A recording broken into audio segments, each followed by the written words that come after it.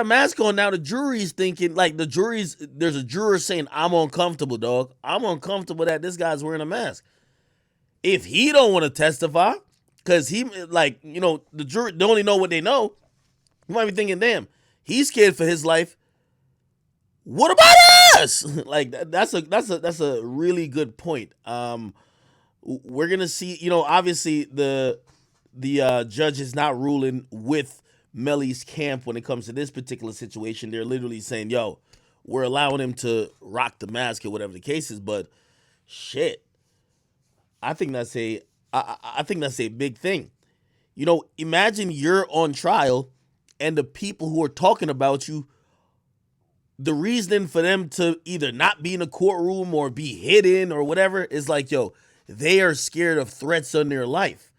Like, even this juror right now, this juror may be like, yo, bruh, hey, I just want to make sure that if I do my job as a juror, I don't get killed behind this because you got the fucking cop.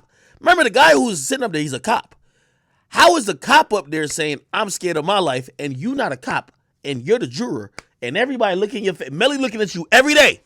Melly looking at you like, every day.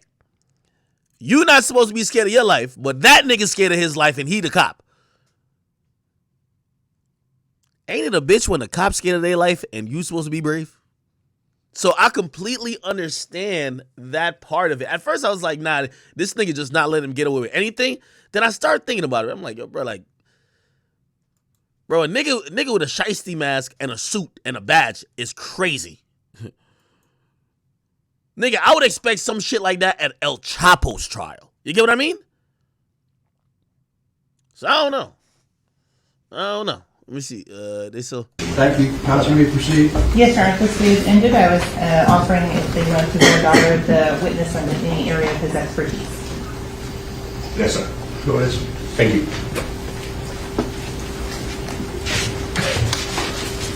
Good afternoon, sir. How you doing, sir? You've seen my case before. Yes, sir. It was on February 17, 2022. You recall? Objection, Your Honor. At this point, non-responsive. Sustained.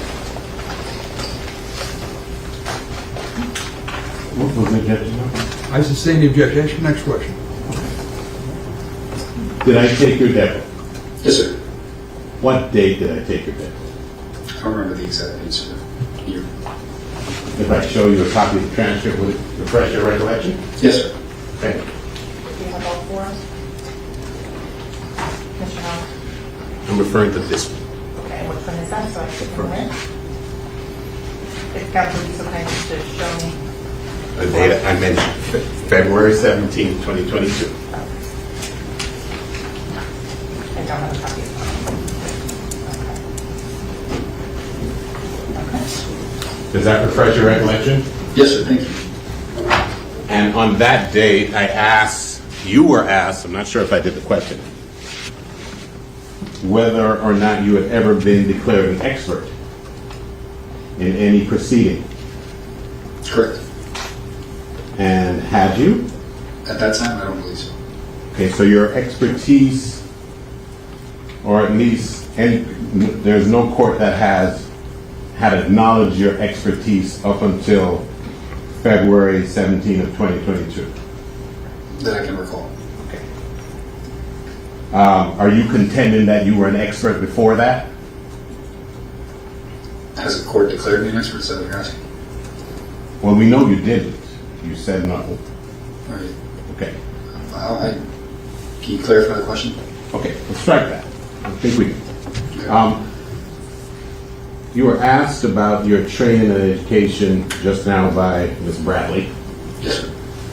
And you said 500 hours of specialized training. Yes. In the area of gangs, organized crime, and money laundering. It's all the same. It interconnects when you're working a gang case. Okay. Of that 500 hours, how much was money laundering? I'd have to go through all my certificates and subtract a couple hours here and there. The bulk of it is gang investigations and organized crime investigations, which are one and the same, basically. Okay.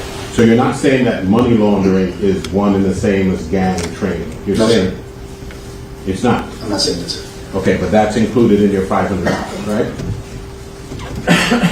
Yeah, a couple hours out of that are money laundering, specific money laundering. Maybe if you want me to take a guess. I don't want you to guess anything. Okay, then, Okay. yeah. But you can't tell us, as you said.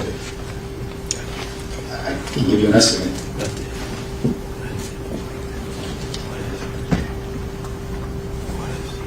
And can you tell us how much of your training was actually gang related? The majority of it, bulk of it. How much? Time-wise? Do The you exact know? hours, over 400 hours. Over 400. Yes, sir. Okay. So 400 was gang. And you have certifications that indicate that. Yes, sir. Did you bring them with you? No, sir. And you were telling us that you also have a certification from an association of some sort. What's the name of that association? The Florida Gang Investigators Association. Is that a law enforcement exclusive organization? I think, do you mean, do people other than law enforcement go to those trainings? No, I mean, can someone other than a law enforcement officer get certified as a Florida gang by the Florida Gang Investigation Association? Yes, sir. You know of that happening? Yeah, prosecutors, other attorneys that go to the conferences, victim advocates, they all go to these trainings. I'm asking if they can get certified. Yes, sir. And you're saying prosecutors can, Yes. and police officers can, Yes. and you're saying defense attorneys can. I don't see why not. I'm not sure if they would bar a defense attorney from going to the training. I haven't seen that in their website. Okay, but you can't tell us that. No, I can't, sir. And when you said other attorneys, then you mean civil attorneys? Yeah, attorneys like the attorneys that represent victims in certain crimes. I'm not sure what they fall under. Okay, and you're representing that civil attorneys that represent victims in crimes can get certified by the Florida Gang Investigation Association. They can take the trainings, yes, sir. And then the trainings result in getting your certificates. Okay. And how many hours do you need of training to get certified by the Florida Gang Investigation Association? The exact hours, I'm not sure of, sir. They put on basic courses and they put on intermediate courses, they put on advanced courses. You take them, you get certificates for those, and then they put specialized courses on specific gangs. You do all those as well. So exactly the amount of hours, I don't know exactly the amount of hours, sir. How many hours did you go train or get instructed with the Florida Gang Investigation Association before you got certified?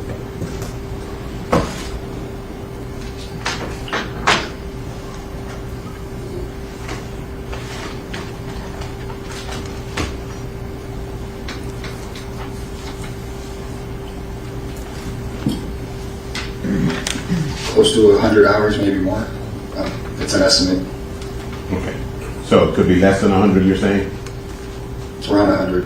Okay. And the other, you said there was a certification that you have from some academy of some sort? And it's called the National Gang Academy. It's a 8-week-long gang specialist course that's put on by a company called the National Gang Academy, a training company. And the National Gang Academy Training Company? It's called the National Gang Academy. It's a training company. They provide training. Okay, and the National Gang Academy Training Company, who are the people who give instructions? What is their experience? The person that runs the academy, I'd have to look at his bio. I don't remember exactly what his experience was, but usually the people that run these organizations have 20, 30 plus years teaching in gangs. Like I know the Florida Gang Investigators Association, their president is one of the lead gang detectives in the state of Florida. Okay, but where I was asking about the academy, you don't know the credentials of the people who give instructions and credential you. I don't recall, sir. I don't recall the exact credentials of this person. Okay. And were they gang members? No. Okay. So Yes, it thank you, was brother. some other Thank you people for that who poll. profess to have Why you know it's expertise a then conferring certification upon you. They're putting you through a course. You have to pass tests. You have to, it's not just multiple choice tests. There's written exams. There's videos. There's interactive portions of the class where you have to call the instructor and discuss what you've been doing in your game training. So it's an 8-week interactive course. Okay, eight weeks you said? 8 weeks, sir. Okay. And you said that some of the knowledge that you gleaned in order to deem yourself an expert is from gang members that were in custody trying to work off their time? Some of the interviews are gang members in custody. Some are gang members not in custody. Okay. Let's start with the gang members that are in custody trying to work off their time. Not all of them are trying to work off their time. Okay. Well, the gang members that are in custody. Yes, sir. Okay. Some of them are trying to work off their time? Some. Okay, let's start with that. Have you ever experienced a situation where you're talking with a gang member or any defendant that's trying to work off his or her time and they're being deceptive with you in order to achieve some ulterior motive, like taking off their time? If they're being deceptive, I don't want to talk to them. Well, I know you don't want to, Yeah. but you judge whether they're being deceptive or not based upon stuff like their facial expressions. Overrule, who's board item? When I interview people, I will give them baseline questions that I already have the answers to, things that I might already know about them, intimate details about their lives or people they associate with, other gang members, things about their specific gang. And if they're being deceptive in those questions that I already have the answers to, then my interview is basically over. Or I call them out on the fact that they're lying to me and then see if they want to change to being honest. And then at that point, maybe we can reestablish a connection. But if they're lying right from the get-go, if I ask them a question about their affiliation or about someone they associate with who's a gang member and they're lying, I usually don't want to keep talking to them because it doesn't benefit me to be working with someone that's going to lie to me. I understood. But essentially what you're saying is your assessment of their credibility governs whether or not you pursue the interview. Right? Yeah, if I find that they are not lying to me, then I continue my interview. And then I continue to assess whether they're lying or not. And if they're lying to you and you think they're not, you're not saying that your assessment of somebody's credibility is bulletproof. You're not saying that. No, I'm sorry. I'm not Okay. saying. Now, the ones who are reformed gang members, are they themselves in danger when they just give out knowledge willy-nilly about their past lives? I mean, based on the rules and bylaws and stuff like that they have written down on some of these major national gangs, you would think that it would be frowned upon. But like I stated, everyone wants to put everything on social media right now, and these founders of these organizations are giving all these intimate details about stuff that they've already been convicted of, they've done time for, because they're probably trying to get views on YouTube, views on Instagram, they're trying to make money, and it's an incentive for them to tell true stories. So they're being interviewed by others in the same gang world, because it's usually, most of these interviews are, they'll put a couple guys that kind of came up in the same time that were founders of the organizations, co-founders, and they'll go back and forth. Will you agree? I'm sorry, you're done?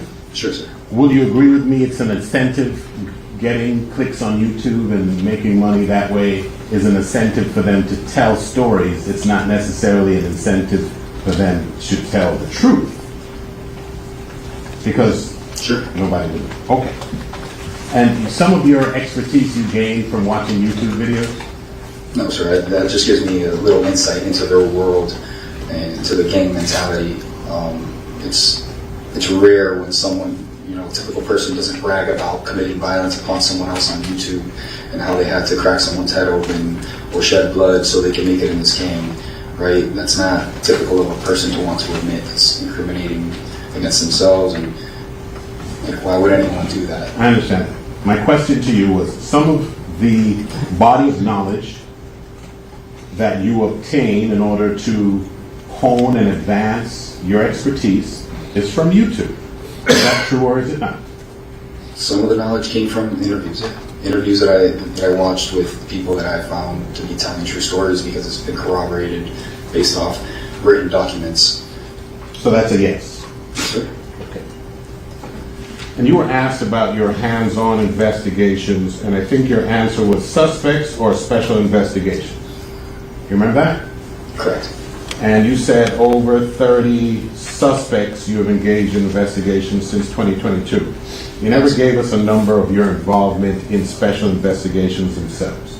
What's that? The number 30 was a reference to just, I believe, the amount of blood gang members we've investigated this past year. The reason I separate investigations from suspects is because a lot of these investigations, if it's an investigation into a criminal organization, that's one investigation might involve 20 subjects. So it would be misleading for me to say I only did one investigation when it was really 20 separate investigations that are all linked together into one organization, charged as an organization. Understood. Now, my question to you, however, was how many special investigations have you engaged in yourself? Give me a second to think about it. Please. Thank you, sir.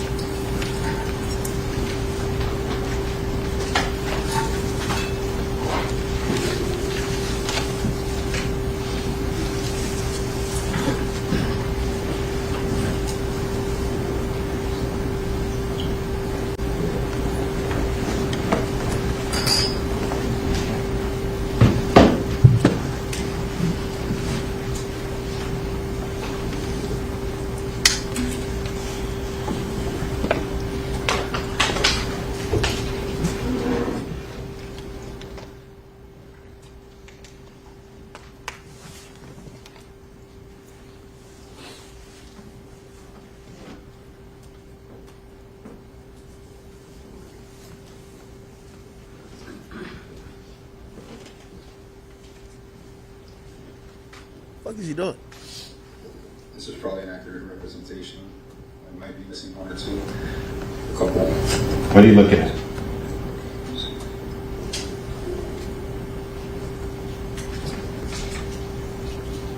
18 gangs and about 30 different investigations. So there, you 13 or 30? 30. 30. Yes, sir. So when you gave us the number of 30 suspects, That was blood investigations. okay, that was blood only. Yes, sir. Okay. All right. In the last year.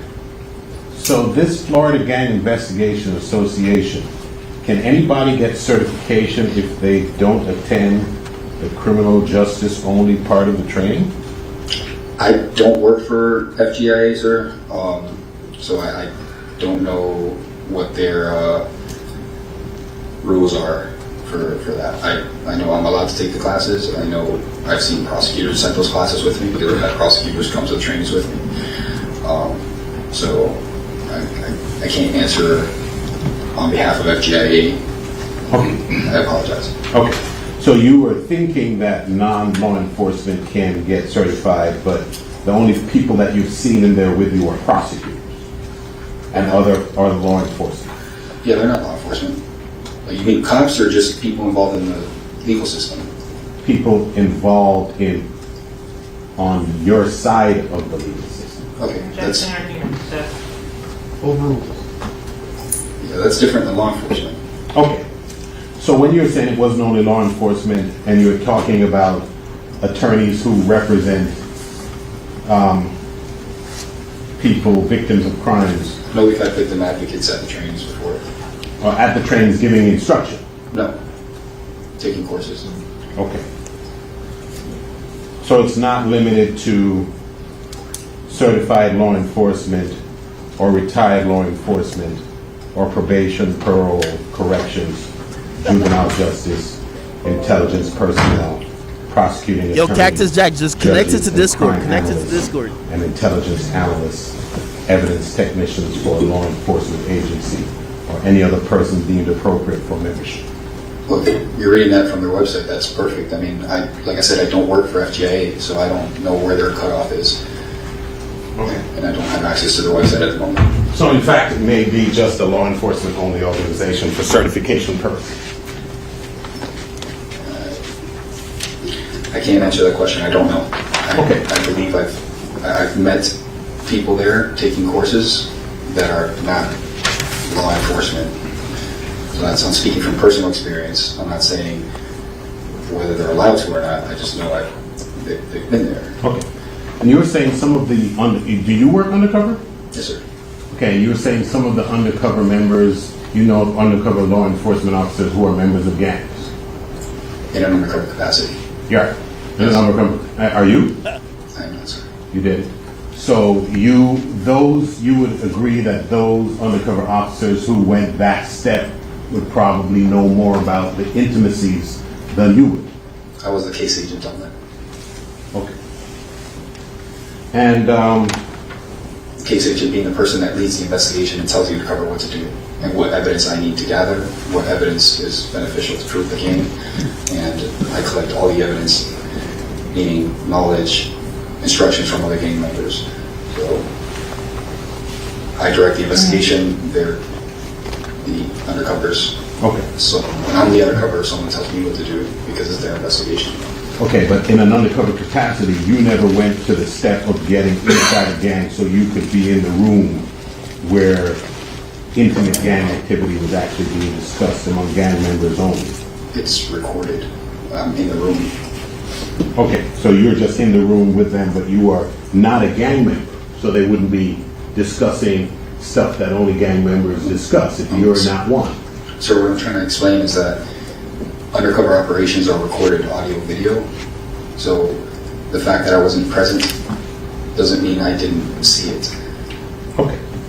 So the gang Bibles that you spoke of, are those the same gang Bibles that you can download on the internet? There's some incomplete ones on the internet. I haven't really found any great ones on the internet. But there are some that have been leaked. Some of the information is pretty accurate. Some of them are outdated. It's not the most recent ones. Like in this case, we found an updated one that was revamped in 2016 from the original 1996 version.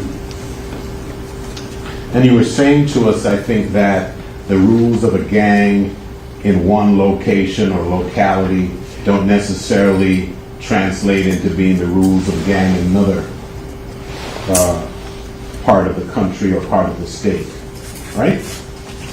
Yeah, so basically, like any organization, the farther you get down in the structure of that organization, things are lost in translation. So the head of the snake can only control the tail so much. So you're saying that the only reason that there are different rules in different parts of the country of a gang is because they're lost in communication, or do different localities have different rules? Both. Okay, both. And you were saying that part of the information that you gather is by just walking up to somebody that you see and see if they'll talk to you and tell you all their intimate gang stuff? I've done that before, yes. And even when they don't speak to you, you said you look at the way they dress and the way they stand? Sometimes. What about the way they stand? So specific to, let's say, the Bloods, they align, some of their symbology is specific to the right side. So they might stand and cross their arms a certain way with the right arm over the left arm. Or they might wear their hat to the right. They might put a bandana on the right, or put a different colored bandana on the left to show disrespect. So those are little nuances that if you know you're talking to someone who is a member of that gang, it could mean something. Okay. If I just meet you and you happen to be wearing a red bandana in your right pocket, I know you're not a member of the Blood, sir. So I would not think this guy's a Blood. I understand that. You get what I'm saying? But what I'm saying is, how are you learning? You might be learning whether the person you're speaking to fits the criteria of the gangs that you already have formed. You're not advancing your knowledge about gangs by looking at them and saying and identifying things that you already think apply, right? You understand the distinction I'm making? No, please rephrase that. Okay. Interesting question. And by the way, before I get to that question, you're saying that for example, Bloods are favor their right, so they might cross their arm right over left, right? Yes. When you say might, are you saying that sometimes they cross it left over right? Yeah. Okay. I'm just saying. So that's not really a rule then, right? Nothing's written in stone, sir. Okay. So that means Bloods typically wear red, right? It's one of their primary colors. They also wear green, which is on the East Coast a blood color. And new recruits within the Bloods are told to wear brown or tan with a white T-shirt. So there's different things. You can't just stick to one aspect and be like, oh man, that guy didn't cross out that B that one time, because you're supposed to cross out your B's. I understand. Or your C's, sorry. So just because you didn't do it one time doesn't eliminate what you are. I understand. I'm just trying to get your testimony straight. Sure. You were saying sometimes they might wear their hat to the right, Correct. meaning sometimes they might wear it to the left, and sometimes they might wear it straight, and sometimes they might wear it in the back, right? Yes. So that's another rule, that sometimes they do that. These aren't rules. These are a rule is something that has to be followed. These are just things that they're known to do. Okay. Like wearing the color red. They don't always wear the color red. If they did, it'd be very easy to just find all your Bloods, or at least start looking for them. And all of the 6 times that you testified as an expert were they in 2022 and 2023, or just in 2023? I testified in federal court a couple months ago on the Zone Mafia family case as an expert. I testified last year sometime, I forgot when, on a Nitrate Gangster Bloods case, attempt homicide case, and I've testified in a couple of sentencing hearings between that time and now. Okay. So whatever the case, would it be fair to say your expertise is just kind of in its embryonic stage since you weren't certified as an expert as of February of last year? You agree with that? I think my knowledge of the topic has grown over time. Obviously, that's why I do recurring training. But And you said that you've attended every conference since 2016, right? yes, sir. And your first conference, what conference was that in 2016? The Florida Gang Investigators Association. And how many Conference. times? I'm sorry. The conference. Okay. And you said every conference since then? Is it biannual, annual, every Annual. month? Annual? Annual, and then they host additional trainings throughout the year. You wouldn't call them conferences. They don't call them conferences. They're just trainings, 2-day trainings, 3-day trainings on specific things, like outlaw motorcycle gangs, I believe was the last one I took. Okay. So I think a 2-day training. And you got your certification in 2016 then? I'd have to look at my certificate. I think it took, might have taken 2 years before I got the advanced certificate. Okay. All right, one last thing. You said that you have taught, like, I'm not sure I got that right, but was it like at-risk youth kind of seminars to just say no kind of thing? I've spoken to the youth, both while I was working on the road, before I was in the Strategic Investigations Division, trying to help the youth not join gangs or leave the gangs that they're already in, trying to give them an opportunity. That's something that I do on my off time as well, when not for the sheriff's office. I volunteer, and I've taught at a victim advocacy conference for the Office of the Attorney General, and youth outreach is important to me. Okay, and thank you for that. We need that. My question to you, however, is when you are speaking, and would you actually call it teaching, or is it speaking?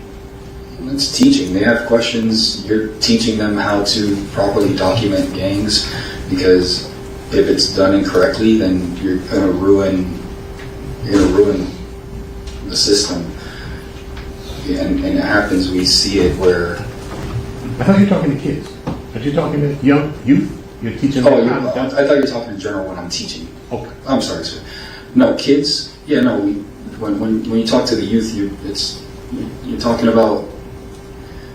It's a prevention thing. It's They can say undercover giving speeches. Yeah, okay. Explain the risk factors and what not to do, and Somebody try said to check help Young Thug them Instagram. Okay. understand that there's a life outside of that, because some of these kids come from families and neighborhoods, socioeconomic Is this an album? areas where they don't see a light, so they need to understand that there is. Is this a an way album, out. chat?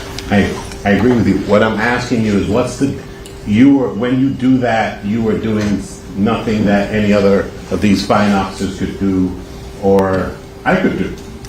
I think I could relate with them a little better, because I understand the gang mentality, Chat, is this an album? because I've interviewed so many gang members, so I understand where they're coming from. Okay.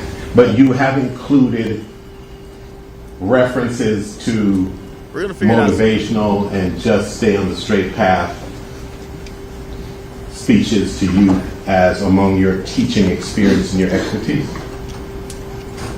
It's something I do, yeah. And you learn from those kids as well. You don't think you learn from kids that are involved in gangs? Okay, thank you. One moment.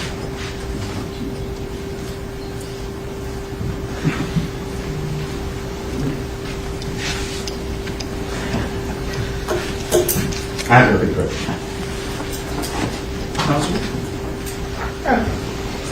So Detective Cola, when you're talking about determining whether or not someone is or is not a gang member, do you go both ways?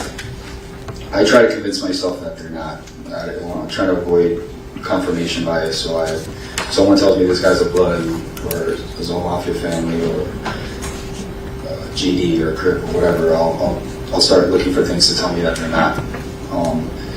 Because the second I can convince myself that this person's not a gang member, it's probably true that they're not, and that maybe it's just not enough evidence to prove they are. But when I'm going in there looking for evidence against it, and all I can find is evidence to support it, that's when it shifts, and I'm like, okay, this guy has to be a member. And this happens frequently because, like I said, sometimes people document gang members incorrectly because they'll see a tattoo that they think means something, and they'll document that person as a member of XYZ gang, and then I personally know that person is a member of this Bloods gang.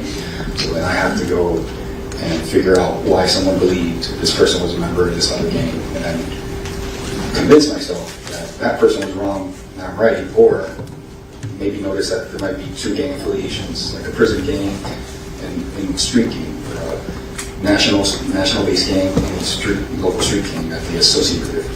So multiple alliances. Okay, so you mentioned that there can be multiple alliances. Can you give a definition of what it would mean to be behind the wall? Behind the wall means in prison. So are there different gangs that are behind the wall versus outside? Yeah, there's different gangs in prison, and there's some of those gangs exist on the outside as well.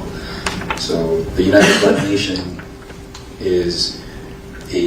was founded as a prison gang to protect Black Americans against Hispanics in New York and Rikers Island. Little by little, that expanded and it spread to the streets, and then these multiple blood sets that were created in Rikers Island were now on the streets spreading their ideology. You used a term that we haven't defined. Can you explain to the ladies and gentlemen of the jury what is a set? A set, like a group, a different branch of an organization. So you mentioned some of the organizational system. Is there a recognized organizational system in place for example, the UBN? Yes. And so can you describe a little bit about how that is organized? So the United Blood Nation was founded by a handful of leaders within Rikers Island. They created the first 3 original sets, 9 Trey Gangster Bloods, 1 8 Trey Gangster Bloods, and G-Shine or Gangster Killer Bloods. Sometimes they go by different names. And there was, I think, a total of like 12, 13 different sets that were created. Each one of those sets, or each one of those gangs that fall under the United Blood Nation have a leader who they call the Godfather Head. Right, so that would be the top person in the organization, the Godfather Head, the GFH. From there, you have Godfathers underneath, and there's a couple more of those, and then they spread into different branches. Then they have from there, from the Godfather, you have the highs, and you have the lows. That's the title of the rank. And sometimes they'll give those titles, the high and the low, they'll give it a separate title. So they might give it an associated title, like it could be anything. Whatever set could call it whatever they want for their group. You have the highs and lows, then you have the 5th floor. The 5th floor is a rank. They call it 5th floor or 5-star, or you're a 5-star general. Then the 4th floor, 3rd floor, 2nd floor, 1st floor. Then you have foot soldiers. And that doesn't mean there's one person per position. There could be hundreds of people in one position, and then a little bit less than the next one, a little bit less than the next one, until you get all the way to the top. Like most organizations, there's only one CEO, there's only one big boss, and then there's assistant managers and associate managers and supervisors, floor supervisors. It's the same thing. You can only run an organization a certain amount, one way. So in terms of your experience in training and dealing with gangs, is there a financial component to those? A huge financial component. Could you describe a little bit more about that? Other than protection inside the prison system, once they spread out into the streets, one of the main focuses of the gang is to financially support the gang. And to financially support the gang, you have to make money. To make money, you have to sometimes commit crimes. It could be, and they don't have a rule on how to get this money, right? You can, some of the Bibles say, get it how you live, right? So pick a trade, make money. If it's rapping, it's rapping.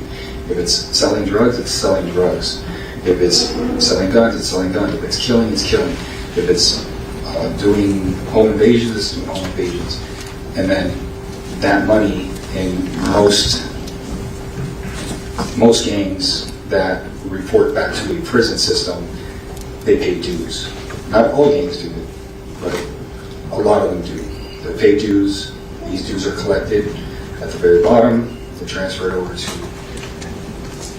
the person in charge of collecting the money. That person in charge of collecting the money usually has a title. They might have a rank. They also have a title of treasurer. That person is then responsible for holding the money for the gang, so that if someone has legal troubles, they could pay for the attorney fees, or if someone needs, or if the organization inside the wall in prison needs food, commissary, shoes, anything, they can support their brothers behind the wall until they get out. That money is also used to get people back on their feet when they get out of prison. So that's the financial component. That's the money laundering component of the organizations. So you talked a little bit about wiretaps and monitoring of specific phrases, spellings, things like that. How do you learn the phraseology or specific slang used by any individual set or gang? Sometimes it's, like, I'm not gonna lie, sometimes it's difficult. There's certain slang and symbols that we have yet to decipher, right? Because even if you have the dictionary, it might not even make sense, because the slang, the answer or the definition of the slang term or the code word is another code word, and unless you knew what the previous Bible said, you never figure it out. But for the most part, you get this based off of context. Okay. But can you describe, you mentioned something about dropping a C or crossing out all the C's. How does that show up in the messages? It's written in most, if we're speaking about Bloods only, in the Blood Bibles, it'll say you'll cross out all your C's and replace them with X's, B's, K's. Basically, just replace all the C's. And the reason that you replace the C's is because historically, when the Bloods were created on the West Coast, California, they were created to defend themselves against the Crips. The Crips were an organized gang at the time, in the early 70s. They were decimating the local neighborhood street gangs, and the local neighborhood street gangs banded together and said, let's unify and become one organization. Malpairu, that was one of the original sets. 5'9" Brim, one of the original sets. And all these neighborhood street gangs, like I stated, there's neighborhood street gangs, eventually sometimes evolve into large national gangs. That's how the Bloods were created. So these neighborhood street gangs banded together, created the Bloods, started calling themselves Bloods, and began to multiply. And the main thing was defending themselves against the Crips. So most of their language is anti-Crip language. That doesn't mean right now there's a war between Crips and Bloods, but they might still disrespect each other. If they get into an argument, they'll use derogatory language that they've created to diss each other, make fun of each other, and to show disrespect, either graffiti or messages on message boards. They'll cross out C's, or Crips will cross out B's. They'll call each other certain words like Crips, Bloods call Crips crabs. That's their derogatory term. Crips call Bloods slobs. That's their derogatory term for Bloods. Well, these are little things that they do, and it's not, like I said before, it doesn't mean every single time they write a message they're going to do it, but it happens pretty frequently. So in terms of the term FYE, fire, Yeah, what would that be translated to? a gun, What about a stick or a pole? a rifle or a shotgun, a long gun. Okay, it's like a stick. What about the term on the plate? On the plate or being greenlit that means the gang has sanctioned your murder, basically. If you've been put on the plate, if you've been greenlit. Hey, chat, is he right? Food, that means it's an on-site attack that needs to be done on you. And if you're a member of this gang and you know that Johnny Smith is on the plate and you run into him and you don't act accordingly, then you might also be put on that plate. Oh, you might also be labeled food, and you might be next in line, or you are to be next in line to be killed. You also mentioned the term false flagging. Could you define that for the jury?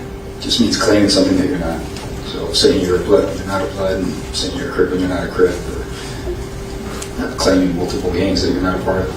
So how, on that side note, how do these small neighborhood local sets of young kids, how do they wind up becoming actually real sanctioned sets with the Bloods? To become sanctioned, so there's a lot of neighborhood street gangs that identify as Bloods. They'll call themselves Bloods. They identify as Bloods in terms of they've adopted all the signs, symbols, ideologies, clothing, all these things that the Bloods buy on. And they might have bits and pieces of knowledge that they've gotten from, friends or whoever, or the internet, and they try to follow this stuff. At some point, if you get a big enough neighborhood street gang that's claiming blood, they will probably get approached by a national set. And it could be any one of the national blood sets will approach these neighborhood street gangs and tell them, it's almost like a cease and desist order. You either fold and you come tap in with the Bloods and become official Bloods or sanctioned Bloods, right? Fall under one of the national branches, or your entire gang is going to be put on the plate. Your entire gang is going to be wiped out. And if you could explain, is the term real right? So real right is in reference to a sanctioned blood, a blood that's tapping in, a blood that's associated to one of the national branches that's doing all the right things as a blood. So if you're saying you're real right, that means you're a member of the Bloods, like the sanctioned Bloods, not a neighborhood street set. And I think you've already described or defined lineup, but if you could just make sure that's clear, please. Your lineup in a gang is your chain of your chain of command. So who's your foot soldiers, then your first floor, second floor, third floor, all the way up to the top. That's your lineup. So if you're a member of say a specific G-Shine Gangster Killer Blood set, and they ask, and you're getting checked by another Blood because they don't believe you're a Blood, and they say, what's your lineup? You're going to tell them who you report to. And you would know, okay, my big homie, the person that brought me in to the gang, is so-and-so. His big homie. My big homie, Whack 100, man. The Godfather is so-and-so. Just so y'all can know, my big homie, Whack 100. The person quizzing you is a real Blood. He's going to know that. If Whack 100 my big homie, does that mean that I'm a... Questions correctly, you're not going to know who the big homie is. you're not going to know who the boss is. You're not going to know anything because it's not publicly advertised for the world. And so in terms of if someone asks, who do you walk with, what would be the appropriate answer? With the Bloods? Yes. Nigga teaching me. State your set and who your homies, who your big homies are.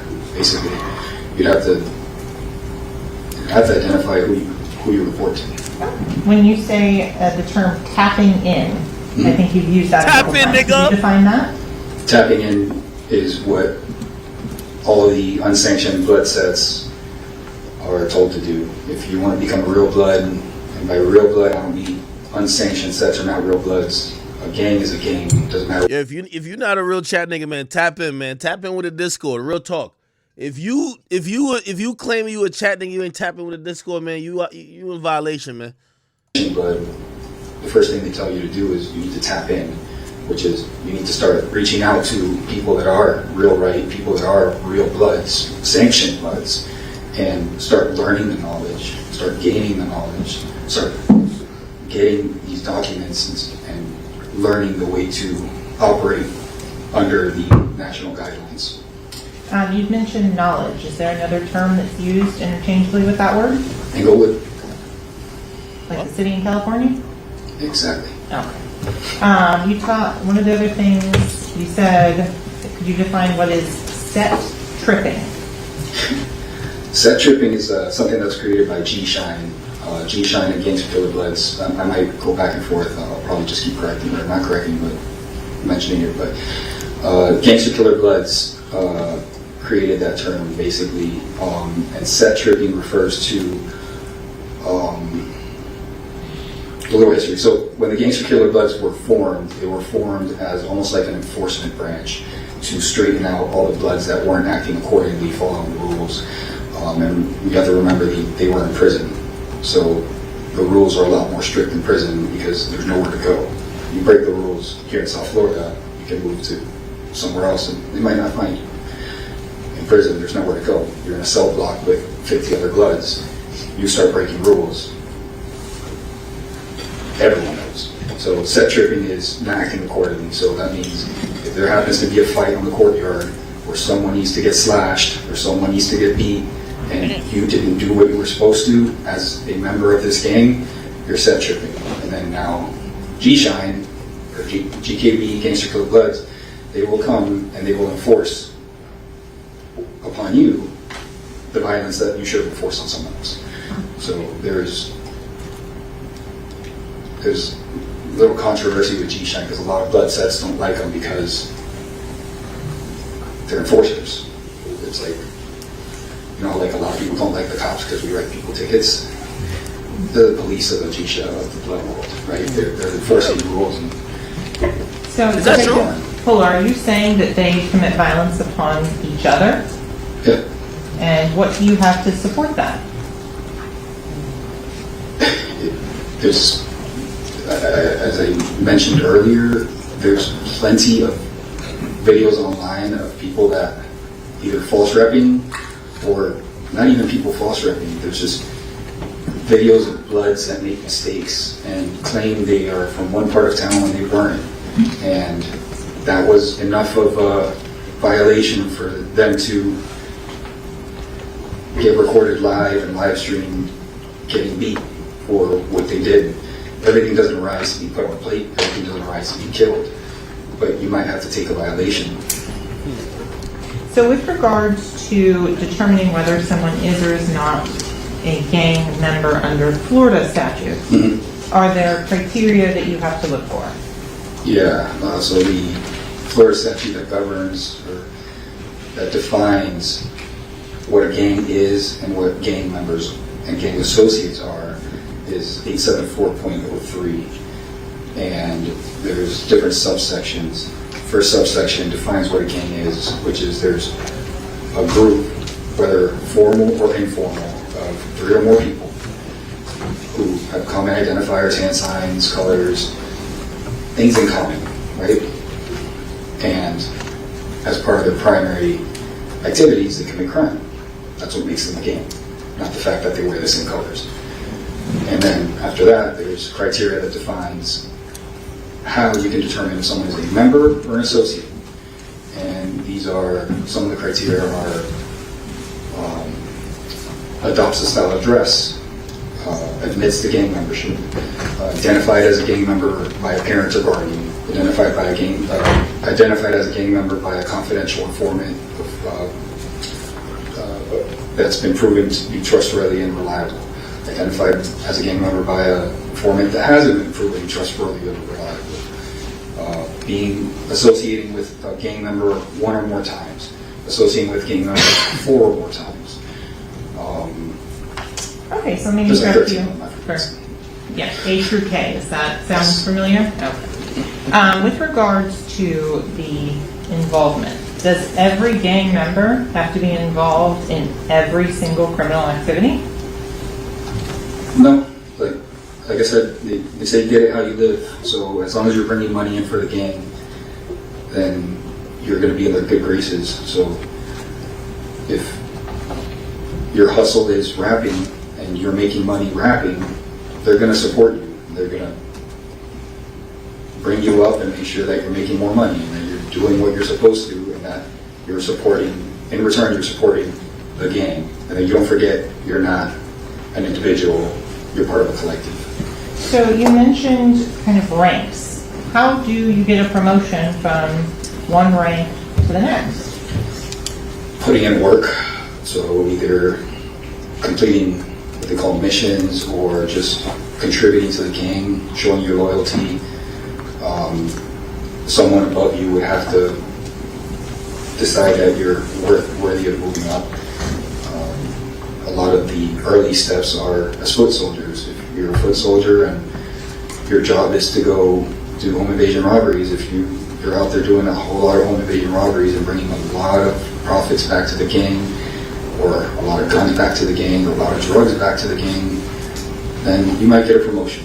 If your job is rapping and you're doing good and you're making money and you're bringing in money to the gang, you're taking the gang to shows and you're supporting them, you're supporting the gang, not supporting yourself, supporting the collective, then you're going to start getting promotions. Okay. Is every aim and goal of a criminal gang something related to crime? No, a lot of these gangs, like I said, were initially racially formed for racial reasons, to defend, for the African Americans to defend themselves against Hispanics, or Hispanics to defend themselves against African Americans or white supremacists.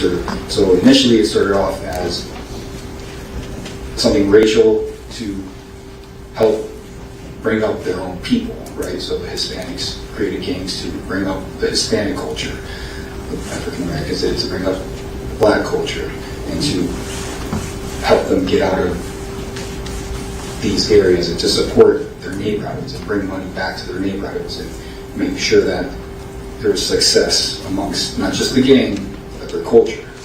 And that's the same for basically every gang, whether it's white supremacists, Hispanic gangs, Asian gangs, black gangs. It's just, that's what gang culture is. Is there things about prioritizing education for gang members? Yeah, it's written into their bylaws. They don't want dummies, right? They want smart guys. If you're out there committing reckless acts and bringing bad attention to your gang, no one's going to want you. You might be out there committing robberies and doing stuff. That's your job. But if you're doing it recklessly because you're not a smart guy, they're probably tighten up on you and start telling you, you need to do this a different way. We need to teach you the right way to do this. Or you might just be a skilled rapper. You might be very good at sports, or you might be just a very smart person and you just do really well in school. So they want you to succeed in school so that you can maybe become an attorney or something that can help them out. So with regards to G-Shine in particular, were you able to document 3 or more members of that criminal enterprise? Yes. Approximately how many were you able to document? In reference to this case. In reference to this case. Oh. I think I stopped at like 17 or 18. Specifically, in this case, can you talk about how you became involved in this investigation? I was asked to analyze the case and determine whether there was a gang nexus to it, whether Mr. Demons was a member of this gang, and if he was, to look into it further. So in terms of the things that you were trying to look at under the statute, in terms of subsection A, admitting to criminal gang membership, were you able to show that in document with regards to this defendant? Yeah, so admitting to gang membership is not just admitting it to a police officer. If you admit to gang membership on a video, it's the same thing. You've admitted to being a member of that gang. So yeah, there's multiple videos of Mr. Demons claiming G-Shine or GKB as a gang that he belongs to. What about adopting the style or dress of a criminal gang? Yes, Mr. Demons was observed multiple times, more times than I can count, wearing the colors red, the colors green, and like I stated, the foot soldiers are told to wear tan or brown. And Mr. Demons, there's a bunch of pictures of him wearing this tan trench coat that falls in line with the time where he would have been a foot soldier. And so we'll come back to some of those pictures in a moment. So, what about adopting the use of a hand signs that's identified as used by a criminal gang? Yes, Mr. Demons does all the gang signs, and he does them very well. He can do them very quickly, a lot faster than I can. Can you explain what stacking is? Stacking is a form of communication with gangs, within gangs. If you meet another blood, you might you might ask them who they roll with. They say, "Oh, I'm a blood." Well, then they might just stack his set. So he'll say where he's from, right? So he'll throw maybe a B for blood or a B for blood. Now we got to see them hand signals. Then follow up with each set's. Every set has their own specific hand signs that they might throw out. So there's universal hand signs for the UBN, the United Blood Nation. Those are just standard signs that all bloods kind of are supposed to know. And then every set will have their own hand signs. And then apart from that, if you're part of a set that is part of a certain neighborhood, you might also add your neighborhood stack into it. So if you live on 27th Street or something like that, 27th Ave, you might throw in your street, especially if you're in an area that's populated by a lot of different blood sets. That way they know where you're from. What about in terms of associating with one or more known criminal gang members? Yeah, so the way I was able to identify these other G-Shine members or blood members was through contacts that he had on his phone and photographs that he had on his phone, social media, stuff that was publicly posted, stuff that was posted or that was privately inside his phone, not shared. In terms of what about if they've been observed in the company of one or more known criminal gang members 4 or more times? Were you able to document that in this case? Yes, there's hundreds of pictures of him with other bloods. What about if they are identified as a criminal gang member by physical evidence? The physical evidence would be the videos of Mr. Demons throwing up hand signs, the videos of Mr. Demons saying the G-Shine oath, their motto, all the social media posts, references he makes in songs about being a blood. That's all physical evidence. Okay, so I want to The go. Bible. And so we'll get to that in just a moment. So Detective Polo, are you taking into consideration that this could be a character or an act that's put on for social media? I don't believe this is an act or a character. This is, as I stated, G-Shine is one of the more violent blood sets. They're the ones that are enforcing when other people are false repping, and that's what they're known for.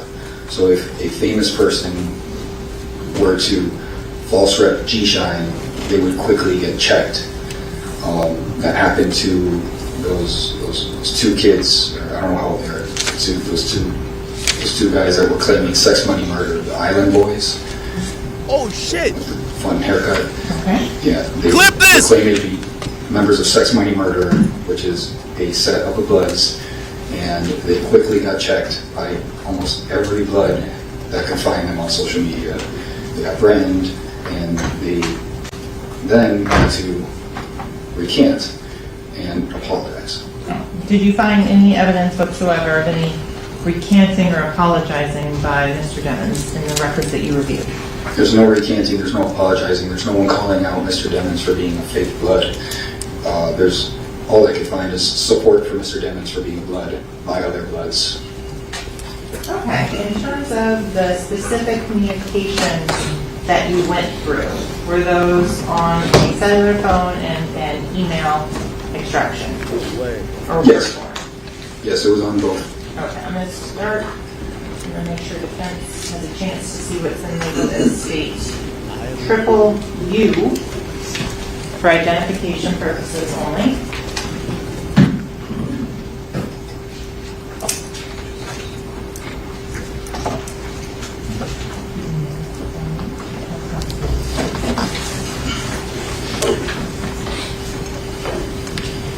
Detective Paul Armstrong has been labeled as state triple U for identification purposes only.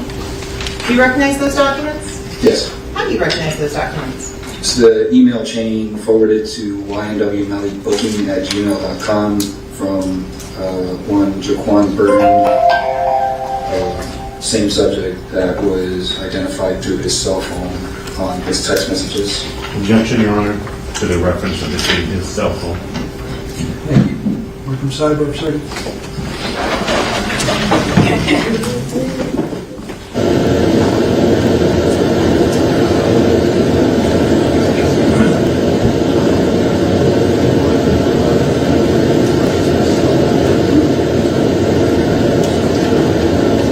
Managers and supervisors, floor supervisors, it's the same thing. You can only run an organization a certain amount one way. So in terms of your experience in training and dealing with gangs, is there a financial component to those? A huge financial component. Could you describe a little bit more about that? Other than protection inside the prison system, once they spread out into the streets, one of the main focuses of the gang is to financially support the gang. And to financially support the gang, you have to make money. To make money, you have to sometimes commit crimes. It could be, and they don't have a rule on how to get this money, right? You can, some of the Bibles say, get it how you live, right? So pick a trade, make money. If it's rapping, it's rapping. If it's selling drugs, it's selling drugs. If it's selling guns, it's selling guns. If it's killing, it's killing. If it's doing home invasions, it's doing home invasions. And then that money in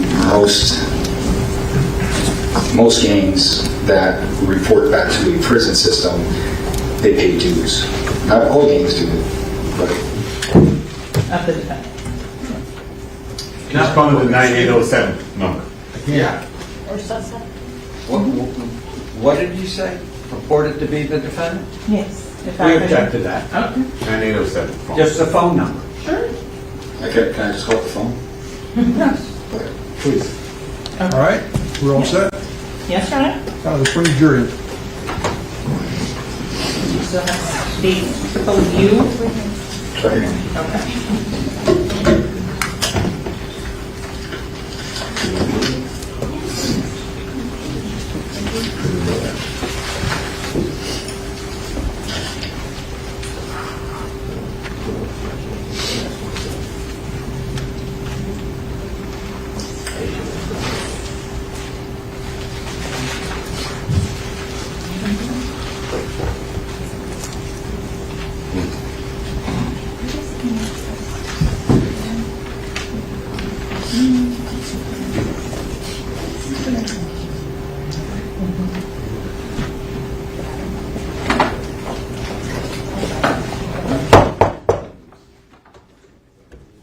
entering?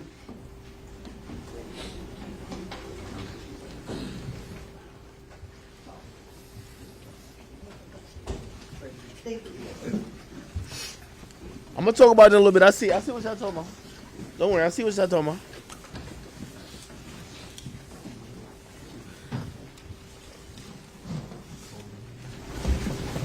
Ladies and gentlemen, thank you. Please be seated.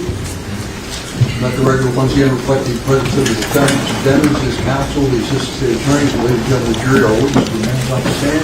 Councilwoman Groves, we're still on your direct examination, but proceed. I sustain the last objection. Repeat your question, please. Yes, Your Honor. So Detective Polo, the item that has been presented to you is straight states triple U. You recognize it?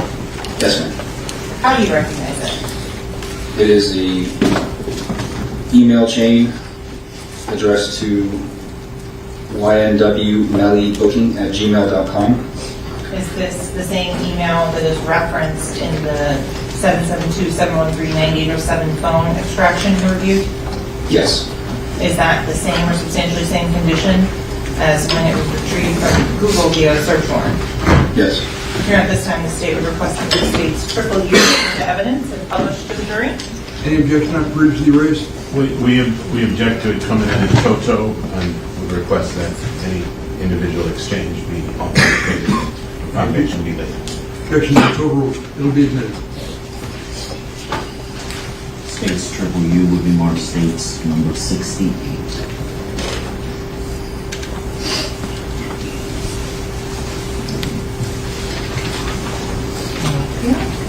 So Detective Fuller, I want to go through this email and the attachments that are on it, one by one.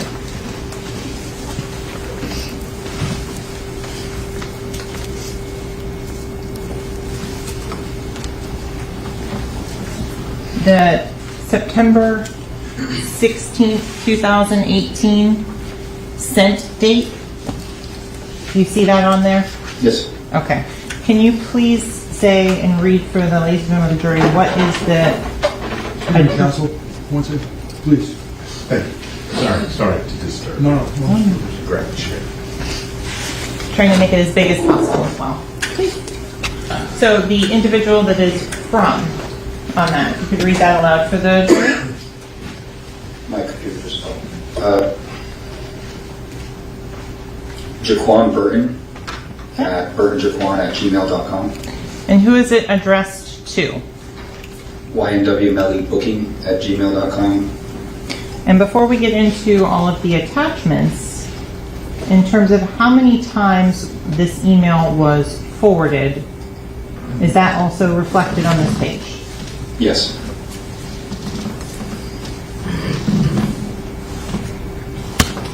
This third entry down, the Jaquan Burton again is the sender. Who is it going to? The subject named Derek Dixon was identified as Gino, Okay. street name Gino. And we'll come back to Gino in just a little bit. Continuing on.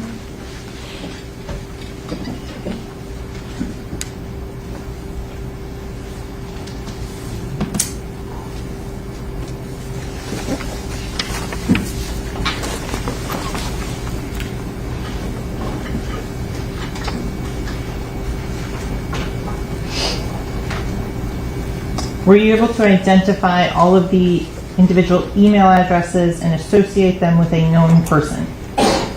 So we went through some of them and were able to identify. Earlier on, there was a Jamon Mitchell. He's in a photograph with Mr. Demons.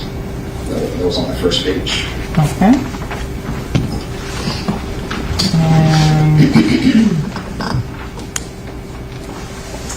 Is that the one here? Is that what you're talking about? No, I think I have a copy. It was first page. I'm sorry. First page, the first one sent to mitchelljamon@gmail.com. Oh. So going through, continuing to this last, the first forwarded one on this particular email chain. Can you read the from email? Bang Bang is the name, and then the email is bangbangascari@gmail.com. Does the term Ascari mean anything particular or special in relation to the G-Shine Bloods? Ascari is a step above the foot soldier in G-Shine. It's like their second rank above the foot soldier. Okay. So continuing on, the information that we're here, and I'm sorry I have to make it a little bit smaller to fit on the page. Is this some of the history you were talking about? Yes. In terms of the individuals that are listed and the dates and things like that. For example, if you look here, the 199BIX. Can you explain or translate that? 1996. I took the S out, put a B because Slav is a derogatory term towards blood, so they take out S's as well, put a B in it. In terms of some of the individuals that are listed on the next line, Corey King, Shaquelle, Hitman, Pimp, and Rob Lowe. Are those some of the individuals that you talked about that have posted on YouTube? Yeah, OG, Corey King, he was the original Godfather head, and he was one of the founders. There's a video of him in Tampa, I think from last year or the year before, during the G-Shine National Gathering. He was present, showing live streaming for everyone, showing the big turnout. There weren't just G-Shine members, there was members from all blood sets, but it was a G-Shine event. OG Shaquelle, he's the second one. He's a notorious G-Shine member, one of the original founders.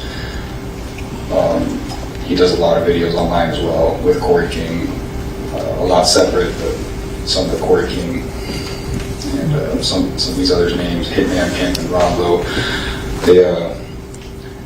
they're referenced. My apologies. They're referenced in these historical accounts from Corey King and Shaquelle and some of the other blood leaders that aren't listed here because they're not members of G-Shine. Okay. There's a word here, DAMU. What is that? Damu, it's blood.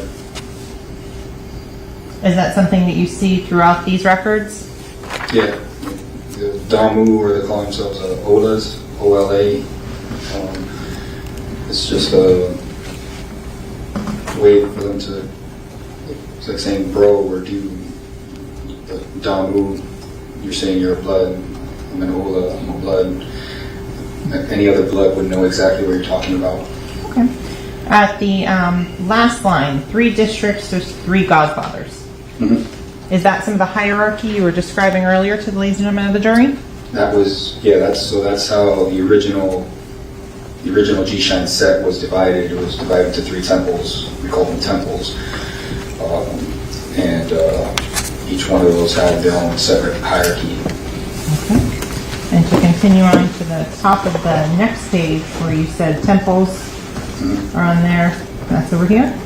Yeah, and it references the names of each individual set, so that's a common thing. Sometimes a lineup or a set will be named after the leader. Sometimes they just give a name. Like Nitrate Gangster Bloods have a set called the Hellraiser set. It's different sets, they just give them names. So here you see some of the names associated with the original 3. The most important one here is the 9.5 Killer Shine set. And the screen in front of you is a touch screen, so you can touch it and it will show what you're looking at. Yeah, so 9.5 Killer Shine, that one stood out to me.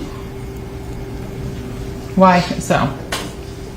Because in the messages located on the phone between The 9807 phone number and between the 9807 phone number and G-Shine members that were identified, Gino Gino being Derek Dixon, Herc or Q-Shine being Jaquan Burton, and the person they listed as their godfather being a subject named Stretch, who was identified as Keith Stevens. Okay. Yeah, Keith Stevens. His name is Stretch, and Stretch has been documented as in multiple federal indictments as the leader of the 9/5 Killer Shine blood set. Oh. So that corroborated past investigations. Okay. So when you were talking about like calls and responses, you mentioned that the information will have kind of the translation. Is that what we're looking at here? Okay, so right here, this is a way of asking who you fall under and the response you're supposed to give. Then you have, a code, an MBA. So if they just wrote, if you find some ledgers or mail in the jail where they write MBA, they're not talking about basketball. They're talking about the National Blood Association.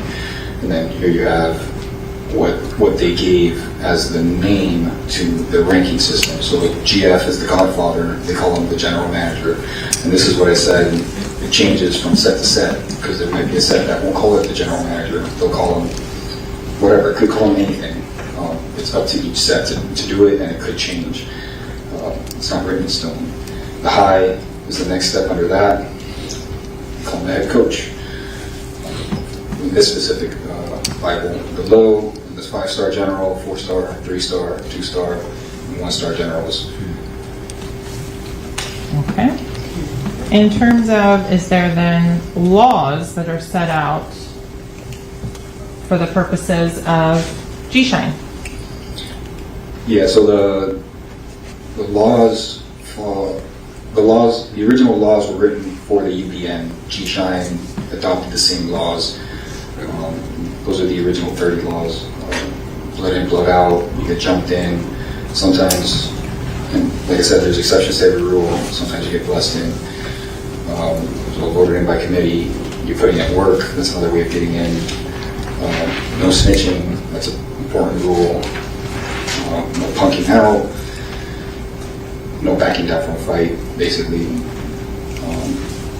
No homosexuality is very common in the gang world. Can you translate, you made a comment about being blessed in. Can you just explain that? I don't think you've defined that yet. So blessed in is when you didn't really put in any work and someone within the organization is just vouching for you. And just saying, hey, this guy's going to be one of us. They bring you in, you don't get jumped in, you don't have to put in, you didn't put any work in, you didn't do anything. They just brought you in. They brought you home. That's terms that they would use. But the most commonly used term is blessed in. Okay. On some of them, like no flu wearing or yellow back. I don't know. I have no idea. So there are some things that even law enforcement has yet to decipher. Yeah, there's certain, I said that I think earlier, that there's certain codes that just, don't make any sense to me. There's certain tattoos that don't make any sense. I just see them over and over and over again on bloods, and I know it means something to them. I just haven't figured out yet what it means, and sometimes they don't answer.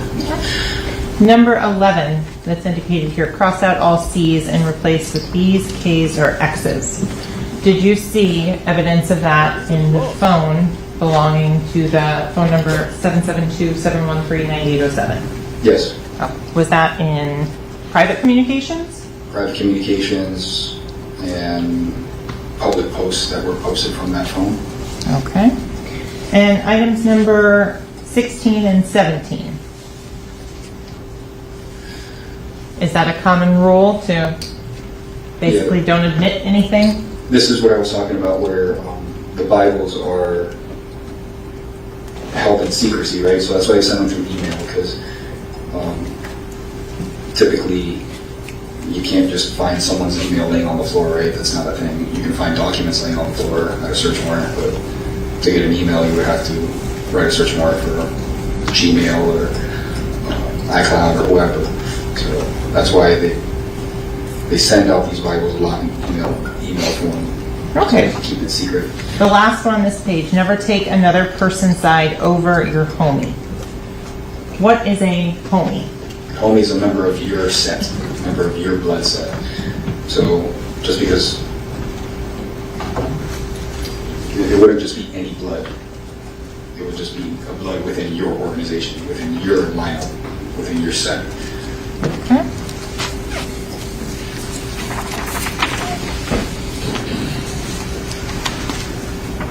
Again, more of the laws 20 through 30. Okay. And number 27 on this list. No black on black crimes unless someone violates your set, code, and colors. You gotta respect. That's like the biggest thing in the gang world is respect. With every gang, respect is. If you don't have respect, that's one of those things that could get you killed. And that's been documented over and over and over again. Okay. And the next thing, it says oath/red alert. What is that? The oath, it's one of the, most gangs have that create an oath. This will be one of those things that you have to memorize verbatim, and when you're being quizzed, you're going to be asked to recite these things. This is one of the things you'll be asked to recite. At some point, you'll be expected to memorize all these rules. At some point, you'll be expected to memorize all your creed. They call it levels, so levels of knowledge. And if you assert that you're, let's say, at a certain level of knowledge, and you get tested up to that level of knowledge, and you failed, then you're going to get violated. Now, if you say you're at a certain level of knowledge and they test you and you get quizzed and you answered everything correct, then you're doing just fine. Okay, so you had mentioned that there were other different sections and hoods. Are those some of the ones that you had previously mentioned? The 9 tray? Yeah, so all those? the original founders of the UBN, OG Mac and Leonard Denite McKenzie, they created all these. Well, these gangs existed within the system, within the prison system. They just didn't have these names. Little by little, like it happened in California, where the neighborhood gangs started joining into the Bloods. They then changed their names for something that aligned with the Bloods. So these are the original sets. The dates, they're as accurate as I can tell based on not just interviews, but all the other documents that we've ever recovered have the dates are pretty consistent. So that these are things that you'll almost never get wrong unless you find a Bible from a jail, from a brand new member of the Bloods who's trying to learn, and he's just writing it down, trying to memorize this stuff, because the easiest way to memorize stuff is just keep writing it down, especially if you're sitting in jail. In terms of, it says greeting and replies, are those some of the types of knowledge an individual could be quizzed on? Yeah, you could, and you won't even know you're being quizzed on it. This is something that happened in one of our undercover cases.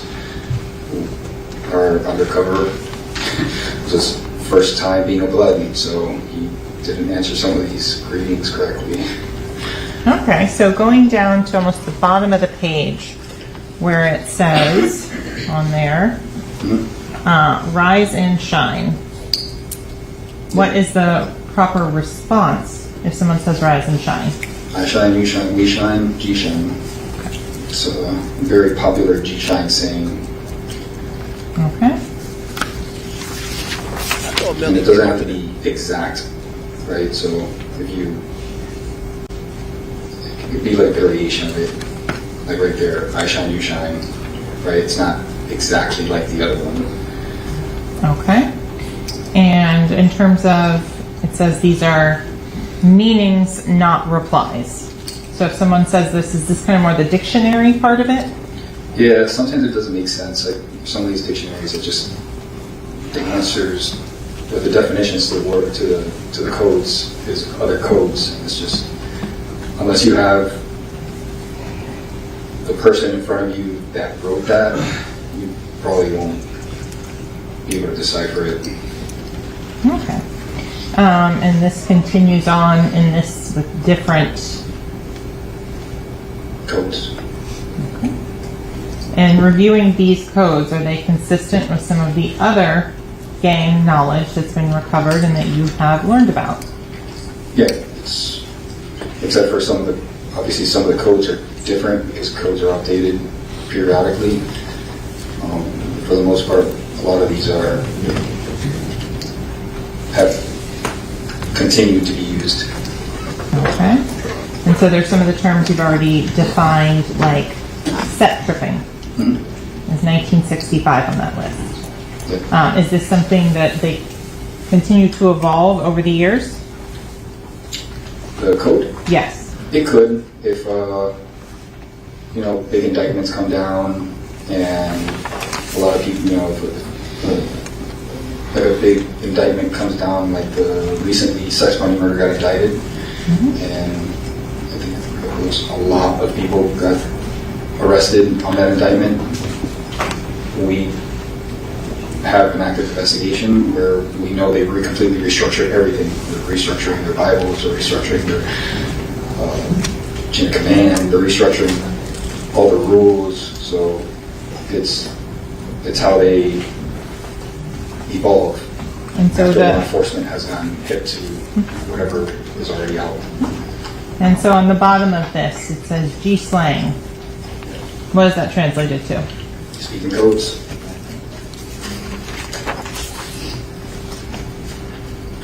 And continuing on to the next page. Do you have all of these memorized? No. Okay. I've tried. Trust me, I've tried. Between this and all the other games have the same thing going on. A couple hundred pages of that, it's impossible. Okay.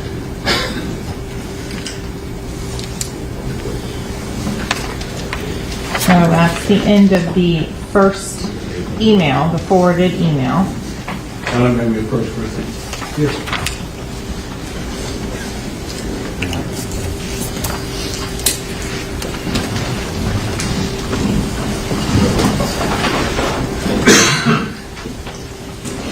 I'm so sorry.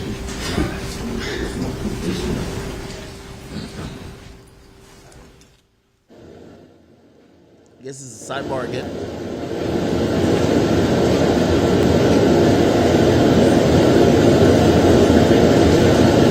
By the way, they should be wrapping up not too long from now. When they do wrap up, I see the topics y'all spamming. I know Jordan Poole got traded for a pack of Skittles. I definitely know that there's an arrest warrant out for Kodak Black. We're gonna talk about it, don't you worry. But let me just try to get this wrapped up because we be jumping back and forth a bit. If this continues, the sidebar continues too long, we'll just kind of we'll just kind of jump into a few other things. But it seems to be brief, and I know again. All right, here we go. Back in the short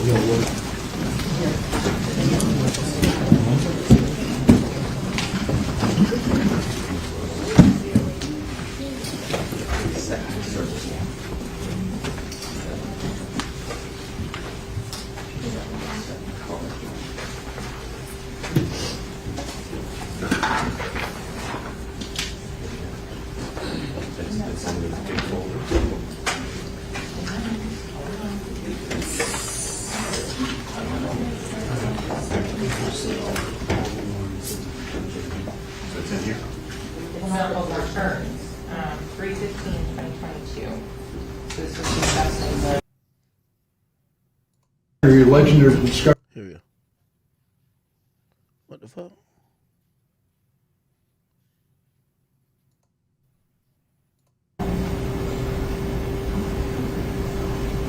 And it was also supposedly emailed to me. yes. I can't, based upon this receipt, I can't. We have receipt, but no attachment. We have, they provided a receipt coming out of the office of the state attorney. And suggest you also look at the deposition and when she was questioned about this specific document? That would do it. So my suggestion is Question by us. that she's not going to finish, or she's at this rate to finish her direct today. Maybe. So we'll study this over the weekend. But at this time, you're not alleging there's any discovery violation. I don't need to No, produce sir. the Richardson hearing. Is that correct? At this moment, no.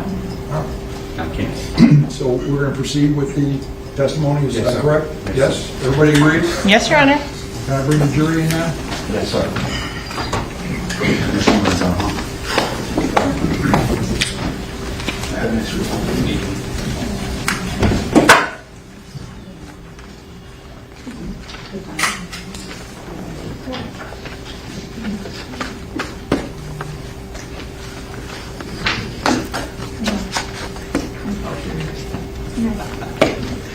I couldn't resist. I couldn't.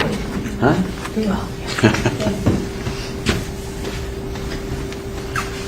I'm afraid it'll make me again. We get something. We get a verdict based on sin.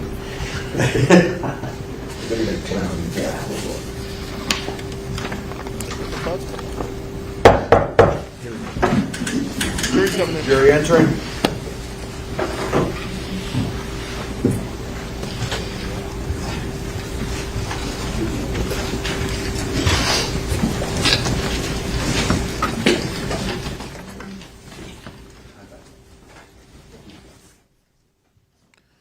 God damn. Moving on to the next, the meaning of G-Shine. You had mentioned that sometimes there are specific colors that individuals are told to wear. Is that reflected in this document here that was found in the YNW Melly booking email? Objection leading. Sustained. What does this say about the uniform or fashion statements? It gives directions on the colors of the organization, what they mean, and as with other signs and symbols that they have, like the 5-point star, they gave each point of the star a specific meaning. They do the same thing with the colors. They'll come up with initialisms of what each letter of that color means and why it means something to them. Okay. In terms of the colors that were identified in this G-Shine document, what were they? The colors I already mentioned, red, green, and black. Or I mentioned black, but red, green, and brown. Okay.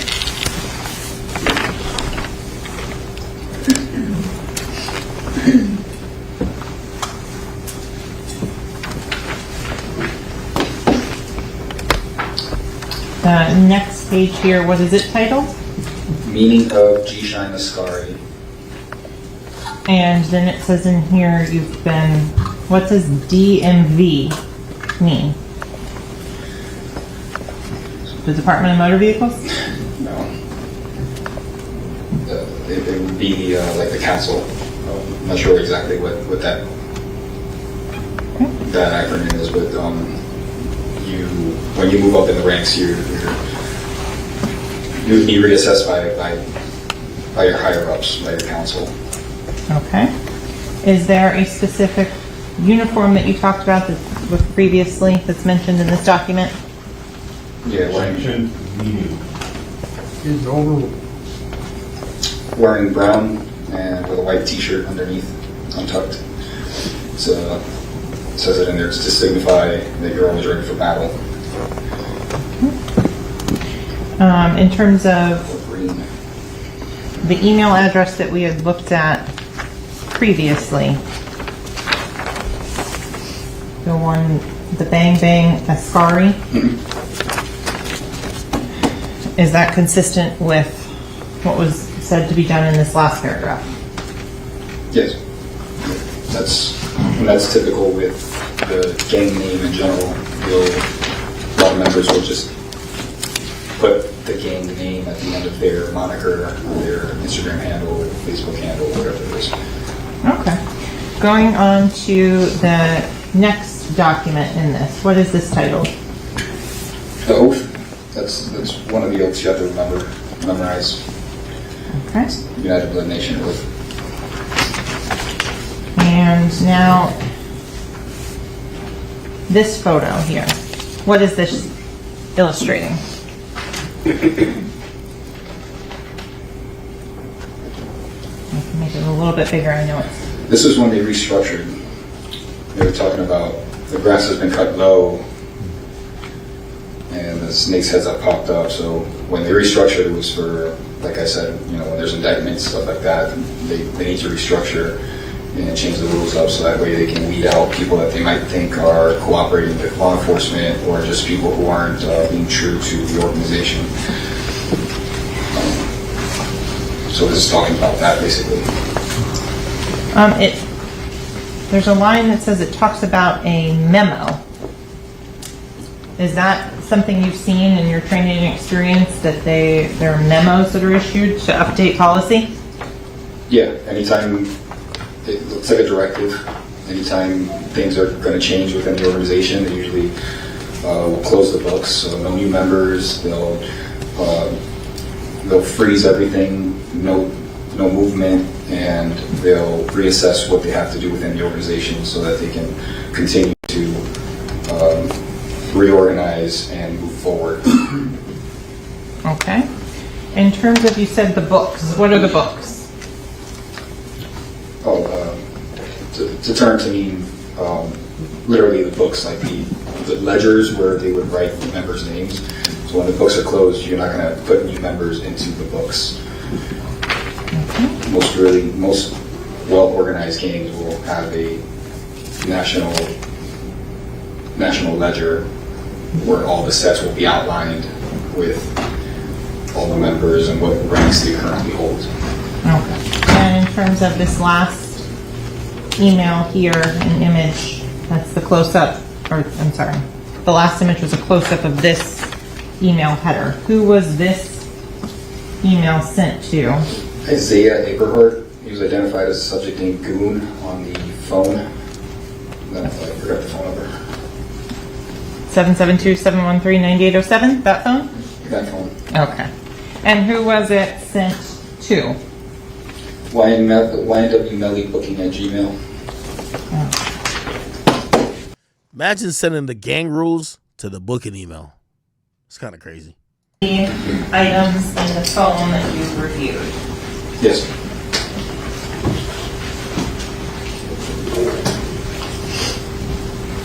I'm going to start out with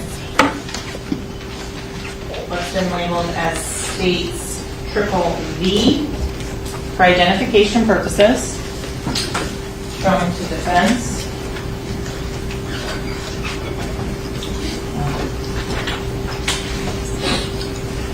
Detective, do you recognize what's been labeled as states triple V?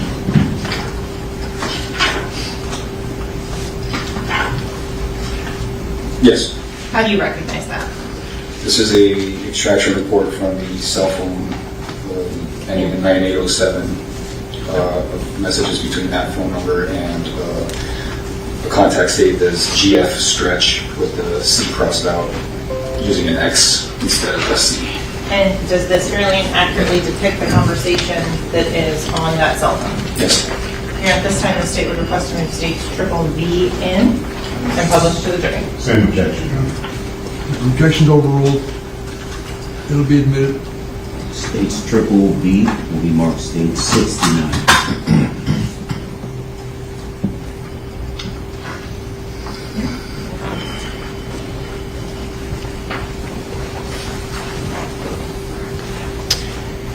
Okay, detective, on this particular phone and this messages, there's the term rise up and beloved.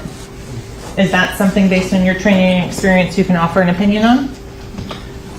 Yeah, it's mentioned throughout multiple G-Shine Bibles, the term rise up. Beloved is just a term of endearment that they're using between each other. On its own doesn't really mean anything, but knowing that these guys are members of G-Shine, it does. Objection, Your Honor. Sustained. Okay. Raise your question. So in terms of the term HURK, H-U-R-K, on this particular message, is that something you've seen before? Yes. And what does HURK mean? Herc is a term used by members of G-Shine to refer to each other. It's like calling each other bro or dude, same thing. Members of G-Shine call each other Herc. That's one of the terms they use. And on the December 1st, 2018, this particular message, is there another term that would indicate G-Shine affiliation? The rank designation is Scary.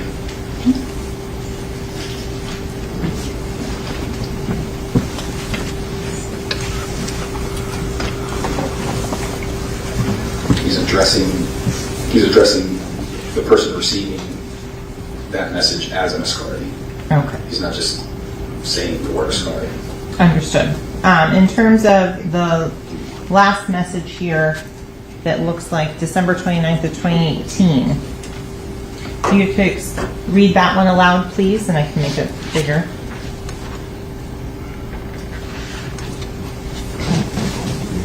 You have many other hoods that have productive aspects in motion, and it's time for us to put a form of some businesses into existence so we can grow as a family.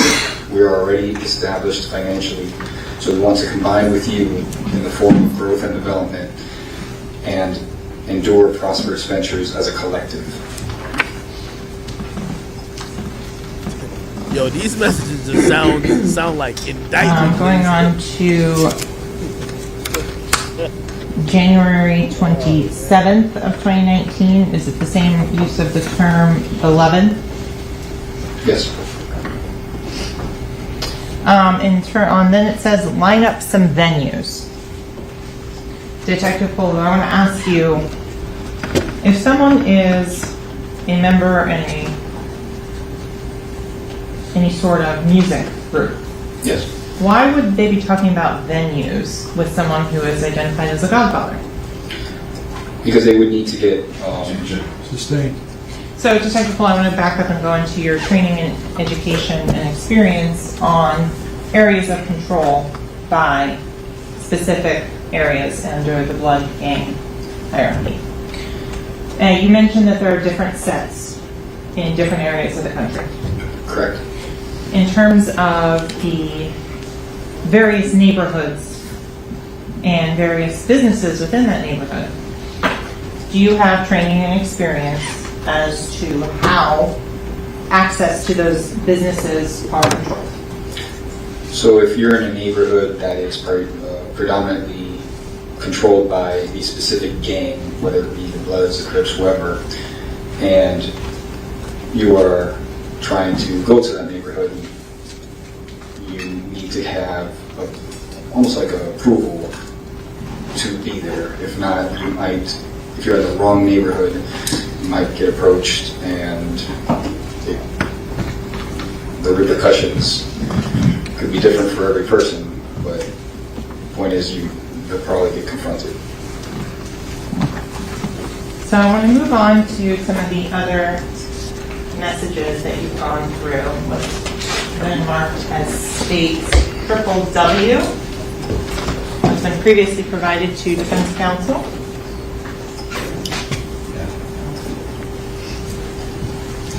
I'm showing you states W. Prior to coming into court today, did you have an opportunity to review this document? Yes. Does that document fully and accurately depict 5 different chat conversations between the individual using the 9807 phone number and some of the individuals you talked about previously? Gino, Herc, Jaquan Burton, etc. Objection. What's the objection? That this witness is not in a position to attest to whether that accurately reflects conversations between two people that he was not a party to. Sustained. Does that accurately reflect the conversations that were captured on the 9807 cell phone extraction? Yes. In terms of, is there any additions or deletions from the cell phone extraction?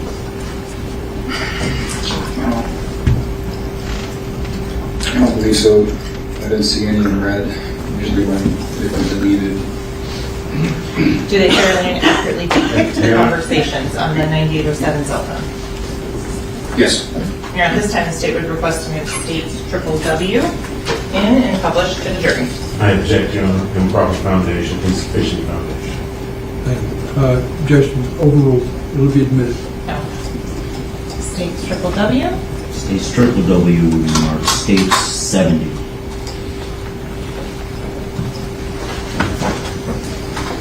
So, Detective, I'm going to go through and start with some of the pictures that are in this exhibit.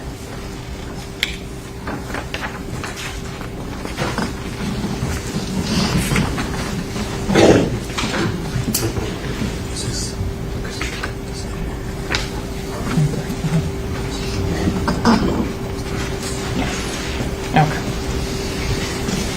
Reference the pages as you go if you don't. Will do. So starting and going on, which is labeled as page 6, and this is a conversation that starts out with an individual named Foley and the 9807 cell phone number. Are there pictures that are sent back and forth between these individuals? Yes. So, and with Your Honor's permission, I'm going to switch over so I can pull up the pictures from the digital version.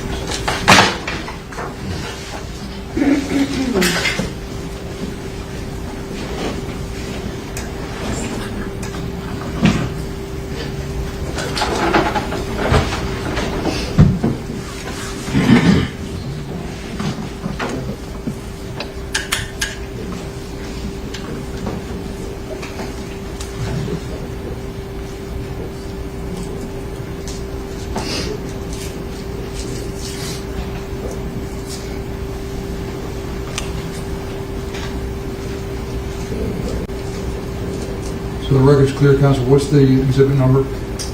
This is still the same exhibit. This is just the digital copy so that we can access the photos. So Exhibit 770, Your Honor. Yes. Thank you. So in terms of the images that were sent, were you made familiar with Jamel Devins? Yes. Can you point him out in this particular photograph? I'm sorry, it's no longer a touch screen on that, I don't believe, because it's now on this. The subject of the leg shoes jumping. In the center of the frame? Yes. Objection, Your Honor. May the record reflect that the state pointed to it and he identified the person to whom the state pointed. I'm fucking my man's toes. You don't let him get nothing on. Do you see the defendant Jamel Devins in this photo? Can I stand up, Your Honor? Yes. Thank you. In terms of the hand gestures or signals that he is making, is that anything that you can comment on with your expertise? It's an East Side sign, using East Side blood, and that's a old blood sign, that's a blood sign. You have to speak up. I'm sorry, sir. Well, I'll talk to you now. And so you first said the east side one, is that being done with his left hand or right hand? I don't know if the pictures. East side is being pointed forward, Okay. and then the other hand is kind of crooked, so I can't tell if he's doing another east side or if he's doing this, which is a blood hand sign.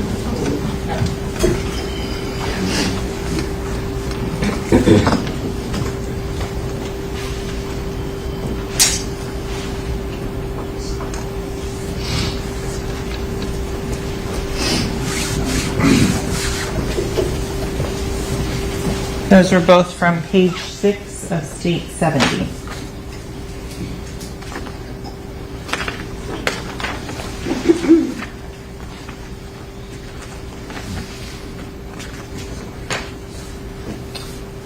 Going now to page 14.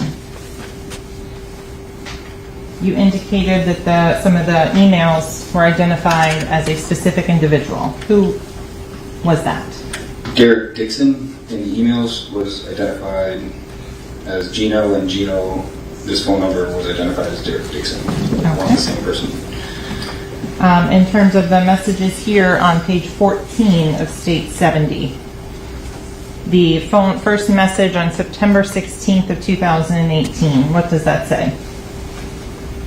I'm sorry, say that again. Which one? The first This one? Oh, Sorry. Gino locked me into love, and then took out the C and put an X. Okay. Then the next message, the response from the 9807 phone number. What is that? 050, that's blood code. He, later on in this text thread, he explains it. Okay. Down to the next one from the number that's identified as Gino. And what message does that say? Me and the Godfather, the GF, talked about you till we come into your show in Orlando. Okay. Moving on to page 15.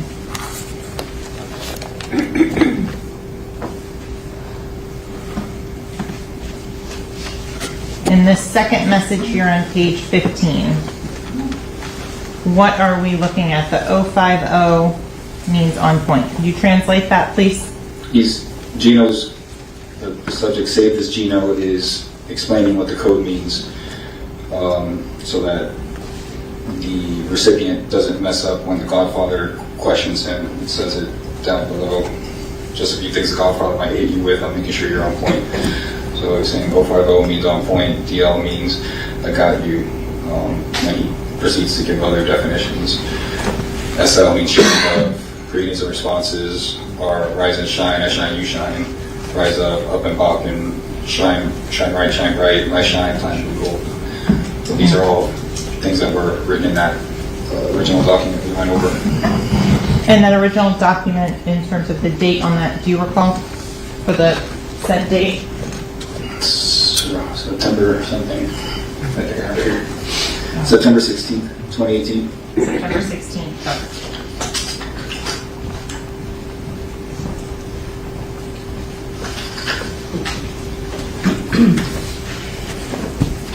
So in some of the responses from the 9807, again, that term perk. Again, it's just a term used between members of G-Shine. He's just responding, recognizing, just using G-Shine terms. Okay.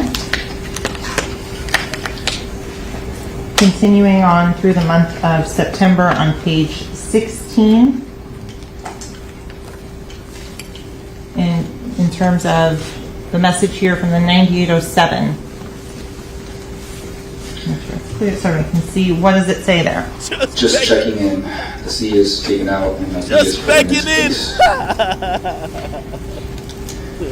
And can you explain what, or translate the September 21st, 2018, 11:26 p.m. message from Gino? Just asking if he's all right. If everything's good. He responds that everything's good. 050.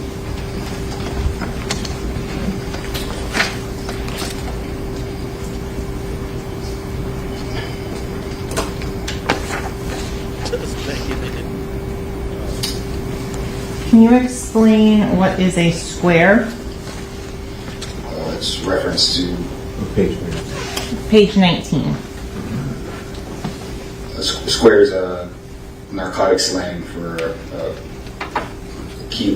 typically a kilogram of any type of narcotics, so cocaine, heroin, whatever.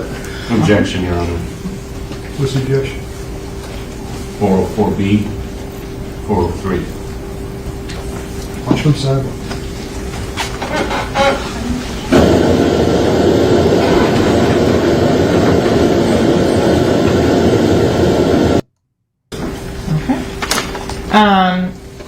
Continuing on to September 25th, 2018.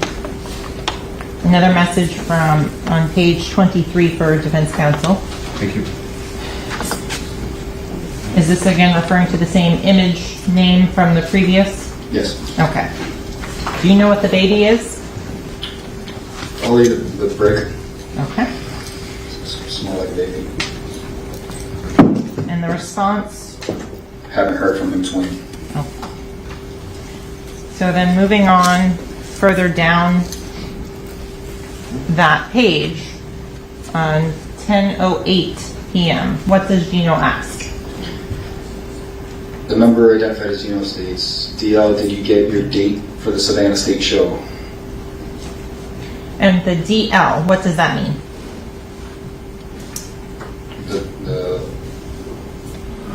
Did you get, like, I'm sorry? The DL, does that have a specific connotation or meaning? Yeah, it does. I'm drawing a blank right now, sorry. That's okay. It's been a long day. We'll come back to it. So with regards to the next line on that, what does that one read? Yo, the GF Godfather gonna call you, take out the C, all you today, make sure you UAB, you're on point, basically. And the response was? Everything's good. All fine. So I want to go then again to the digital version to reference this picture here. So Gino the number identified as Gino ending in 4281 sends an image, and this is on page 24 for council.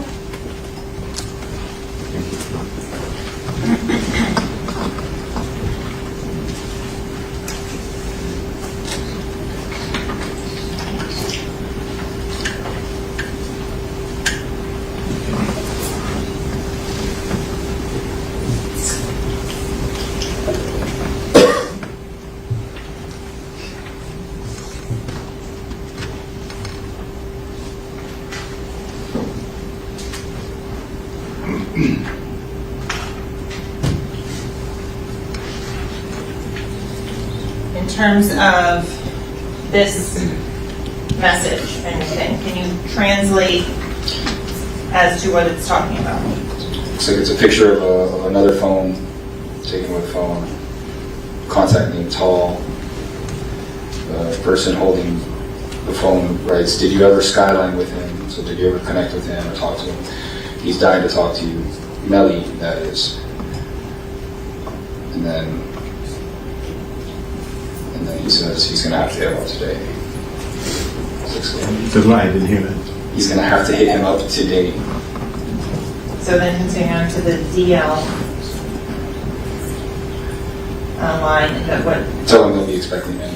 Okay, and then the next response. Want you to groom him, show them the meaning of the chain of command, safety and security, show dudes something different. And the response? I got you. I just know that by him talking to you. Object to the hearsay. This is an image of a conversation between two other people. Why don't you come for a second? Conversation between two parties, it's not being offered for the truth of the matter asserted in the conversation. It's being offered to show the effect on the listener. All right? That's the purpose of it. So we're going to pick it up in a minute. Right now I need to take a short restroom break, so we're going to be in recess. Do not discuss the case. Don't form any opinion about the case. Don't allow anyone to discuss the case with the president. And no opinion. Thank you. I swear they take more rest. The day should be done pretty much soon.